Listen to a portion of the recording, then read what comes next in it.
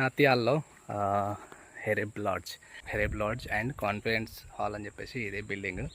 ఇది వచ్చేసి లాడ్జ్ అనమాట, పబ్లిక్ లాడ్జ్. నత్యాలు వస్తే ఉండడానికి ఇక్కడ ఉండొచ్చు. అండ్ ఇక్కడ నుంచి వ్యూ చూస్తే చాలా క్రేజీ అసలు. అక్కడ చూడండి వెనకాల మొత్తం క్లౌడ్స్ వ్యూ చాలా బ్యూటిఫుల్గా ఉంది. మార్నింగ్ ఇప్పుడు 7:30, 8 ఆ టైంలో అవుతుంది. అసలు క్రేజీగా ఉంది.